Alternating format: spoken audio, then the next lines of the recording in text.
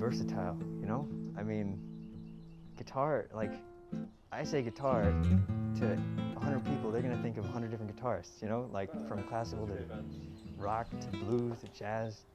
You know, I mean, it's guitar.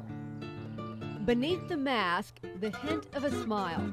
Jhaysson's music, you're listening to it now, by the way, is about the only thing that can still make it past the fatigue. Because I used to, like, first I played cello in the 3rd grade, and then I played saxophone until high school. And then my brother's friend came over. Yeah, he brought his guitar over and started playing Metallica, and I was like, that was like life-changing, you know? After graduating college, when music didn't pay the bills, massive student loans that I have to pay off. Jhaysonn took a teaching job. Why not travel? I mean, I have a degree. In South Korea. Do something. And I found that in South Korea, they really need English teachers. The country, with its rich culture and fascinating history, also helped him find a new authenticity in his music. I was writing a lot of music, a lot of really things that I thought were really good. Like I started. But in April of 2009, not just music, but also working on lyrics, and because I also want to be a writer, and also want to do a lot of things. Those wants fell in line behind one basic need. I had this big lymph node pop up on above my clavicle. Survival. And I was like, well, I'm in Korea, lots of strange things. It's probably just bacteria, maybe a virus. Worst case scenario, it's a fungal thing. So, prayed about it. Changed my diet a little bit because there were some, you know, in Korea. So I was like, well, maybe I should be a little more careful. And I did that for like 2 months, but it didn't get better. Jhaysonn was diagnosed with a rare form of non-Hodgkin's lymphoma. He came back to the States and began a grueling course of chemotherapy. As soon as they would drop the bag on me, it was like, I would crash.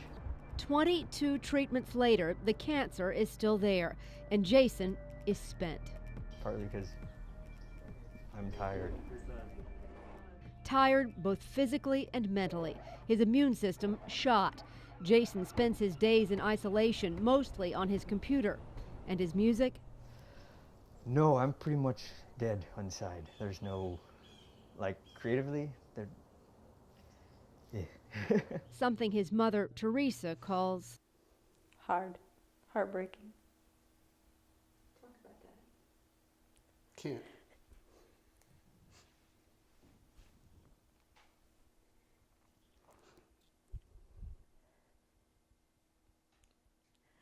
You learn to take one day at a time.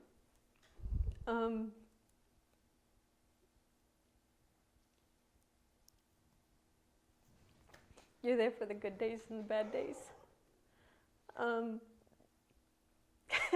You look for that spark, you know, whenever he smiles, because in a lot of ways it feels like that smile is gone. I just want that smile back. Jhaysonn is down to the last chemo treatments available. His only hope for survival rests on the shoulders and in the stem cells of his big brother Matthew, a soldier in the U.S. Army. Oh, he is the donor. He's a 16-16 match, and that was a blessing in itself, because from what we understood, siblings generally are not really good matches. Only 25% of siblings match. Yeah. Only 25%, and he's a perfect match. Yeah. This is the two brothers when Matthew was just back from Afghanistan. Yeah. And it's weird because when they were younger, people used to mistake them as twins when they were separated. You know, when they met each one individually, they'd say, well, you guys look a lot alike. And it was just really weird to find out later how alike they really are, and how important that has become in Jhaysson's healing. Because without Matthew as a donor, we'd be looking all over the world for a donor that might or might not be a good match. So genetically, it's just, you know, for me, that was just another sign that, you know, God's hand is on this. I just wish that, you know, we could do something about the political nonsense. Yeah. The political nonsense Ron Pathak is referring to could cost Jhaysonn his life. Uninsured, he's had to rely on Medicaid for his treatments. Everything was approved for the transplant, and then at the last moment, a bombshell worse than any chemo. And a week before Christmas, we hear from Medicaid, from the people actually at Shands who came to us and said, you don't have enough inpatient days available to do the transplant. Well, we're, inpatient days, they're saying that there's only 30 days a year allocated to Medicaid patients to use for inpatient stays. So in effect, because he doesn't have enough of those days, then they're denying his stem cell transplant. If Jhaysonn waits until July 1st, his days renew, but his doctors say that will be too late. And the thing that really infuriates me about this argument that's going on now out there is that they're using this death panel title as something that's new, that's come out of nowhere as a result of healthcare reform. That's such a lie. It's already there. It should never happen in America. It shouldn't happen anywhere, but it certainly shouldn't happen in America with the resources we have. And, the Pathaks found a sympathetic ear in Senator and cancer survivor John Thrasher. After a month's worth of work from Thrasher's office and a spotlight on the issue from us in the media, Medicaid agreed to extend Jhaysonn's hospital days. Obviously, this man was very, very articulate. He was very aggressive. Yeah.